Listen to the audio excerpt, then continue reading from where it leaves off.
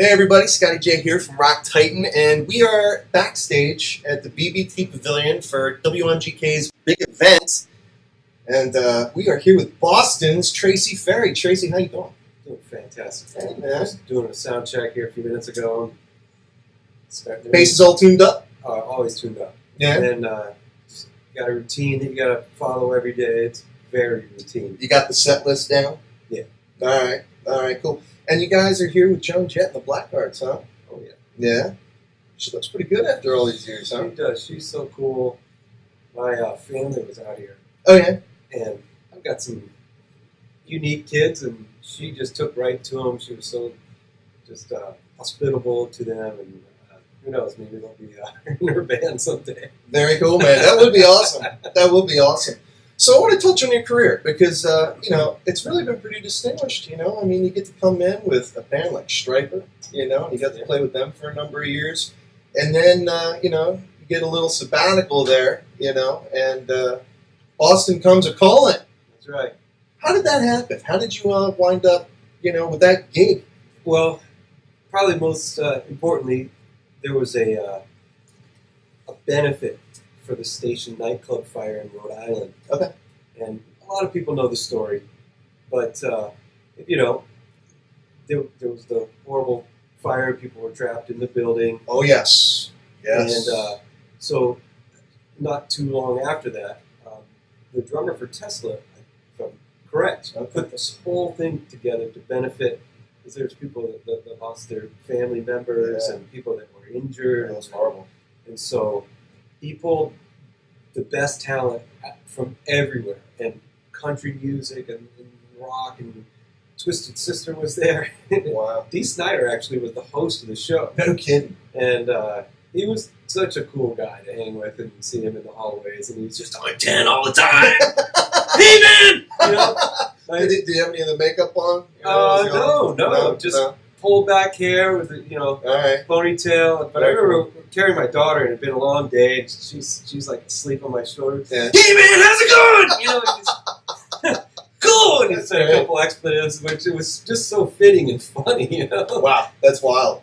Well, I would imagine, just in the course of your career, you're a rock star yourself, so, you're just hanging out with all your peers and everything like that. So, anyway, to get back to the story, Stryper was doing a record, and Tom was invited to play on his very own song, Peace of Mind. It was a cover of a Boston song, and we played that in the studio, and then Tom played the lead.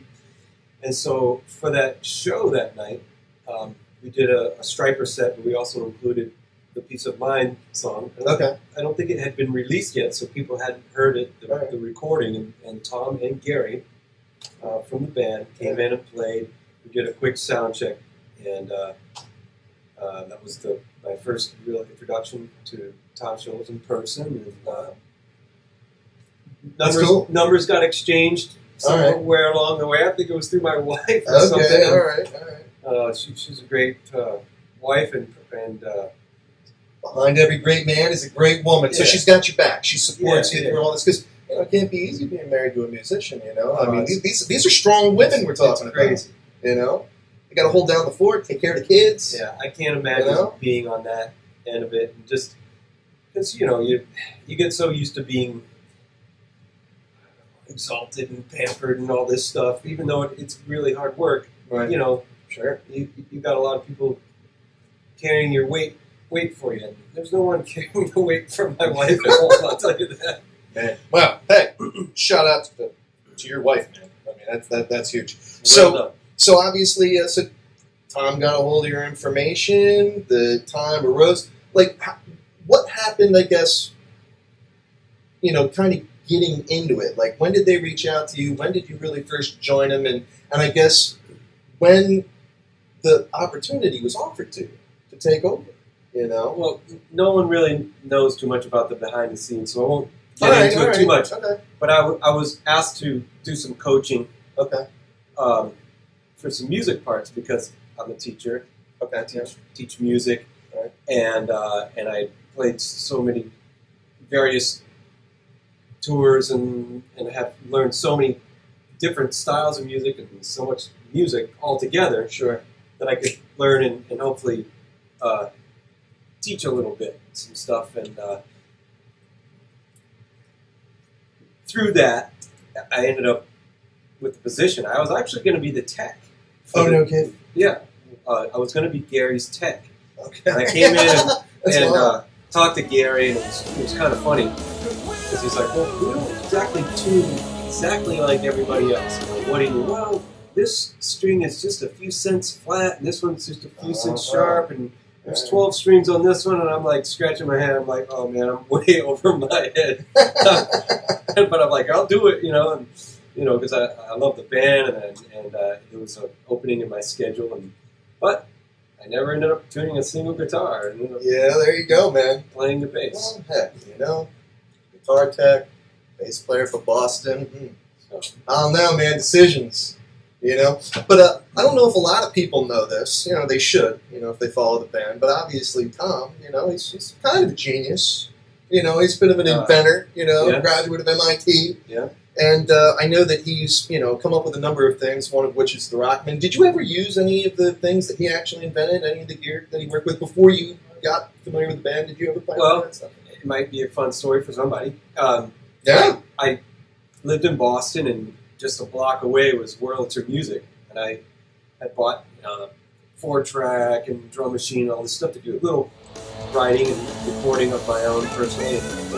And so I went down there and picked up a guitar rock, and that way I wouldn't have to set up a big Marshall cabinet and make all this noise in an apartment or dorm. I think I was living in a dorm, Berkeley dorm back then. Okay. And you could just plug right into that, come to the output, and left and right 2-track guitars, and it sounded great. And the demos turned out really nice. Actually, I think some of those demos earned me some songs on some records and maybe some positions in some bands, because you shop and hear something I did. Sure. People heard it. So thanks to Tom, I got some gigs. There you go, right? Here you go. I mean, But yeah, and then so today, when I showed up to play, and I've got a lot of decent gear at home. I've had endorsements, Fender, and all this other stuff. I would imagine.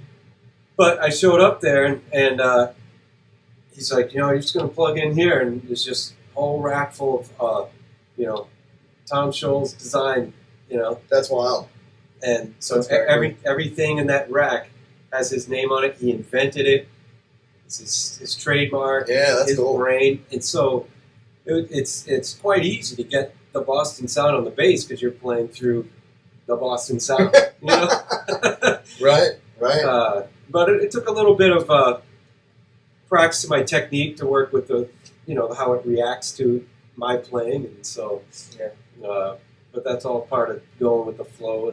And I love the sound of my ears that I have out, and we use the in-ear monitors, and then the house guy gets a feed from that, and it sounds good. And I've heard people's recordings from their cell phones, and the bass was real clear and it sounded nice. So it works. Very cool. Now, you were just talking about your endorsements, Yeah. And some of your sponsors and stuff like that. What kind of acts you playing? What are you rocking on? I use a Fender 5-string bass. Now, All right. like any other musician, and especially bass player, but that stuff came out in the mid-'70s. Why are you using a 5-string bass? Man, wouldn't it be more appropriate? And I showed up first with a 4-string bass, and as I found out how many low notes I had to play beneath the range of the 4-string bass, I'm like, I'm going to make it easy on the tech, because I was going to have to do that job. I'm just going to carry one bass, one 5-string bass. And when Tom, to the best of my knowledge, and I've talked to him a bit about it, but there are lower notes than a regular 4-string bass on all of the Boston recordings. And so he used a EBO bass with an extra pickup. It has a giant pickup at the neck, and then he added another jazz pickup in the sweet spot that he found, and used the 4-string bass. But if he wanted a lower note, he would just go to that spot, tune the string down, punch that low note in, and they're all over the record. Okay. Most people don't realize that. And to really pull off the parts that are on the record, you need the extended range. I play a lot of low notes. Yeah. No, that's very cool. And I would question, if I was in the other, why's the guy using a 5-string bass? It wasn't even invented back then, And so, but that's the story there. All right. Well, one last thing that I want to touch on, because I want to be sensitive to your time here. But obviously, touring, it can be grueling. I mean, it's not easy. Not getting to sleep in your own bed and everything like that. How's the camaraderie with the guys? How have you all been doing? You, Gary, Tom, how's all that been going? It seems to be going very well. There's certain times in the ebb and flow of a tour where you can tell people can be on edge over something. You don't know what kind of conversation they had at home, or if somebody's sick, or you know what I mean. So you just gotta let people have their space, and that's the most important thing. You don't want to needle on there. If they want to talk to you, then you just open your ears and you let it come in. And, but again, I've been doing this for 30 years. You learn. You don't look old enough to have been doing this for 30 years, man. Well, I'm 51. Oh my God. So what kind of diet do you have? No, I told you I wouldn't ask you any more questions, but does diet and exercise play a big role in it for you? Yeah, I run 5 or 6 days a week. Okay. Yesterday I did 4.5 miles, and it just feels great. I'll tell you, the best thing, aside from the physical, is the mental. Yeah. I can be depressed. Sometimes, hotel rooms are dark. Unless the only way you can get light in is open every curtain, and you might be staring at somebody else's room or whatever. So you don't necessarily want that. Right. Fishbowl feeling. So you keep some curtains closed a little bit, and it can be very depressing in a hotel room. And I'll talk to my wife. She'll go, "Well, did you have your coffee? Did you eat? And did you go exercise?" I'm like, "Well, I'm working on it." Well, go do that, and then call me back. Right. And I'm telling you, the exercise. God put those chemicals in your brain to help to balance you out. And so there's an equation to every symptom that you have. Sure. So again, after 30 years, you learn your routine. That was where our conversation started. Yeah, definitely. And that's what as soon as we hang up here, I'm going to go get back to my routine. And, all right, awesome. So hey, thanks for letting me into your life for a second. Oh my God, no, it's been an absolute pleasure, Tracy. Thank you so much, man. And look forward to seeing that energy tonight on stage. We'll bring it. Again, everybody, you're watching Rock Titan TV. I am here with Tracy Ferrie, bass player from Boston, WMGK's big event at the BB&T Pavillion in Camden. And have a great show. Looking forward to seeing you. We're out.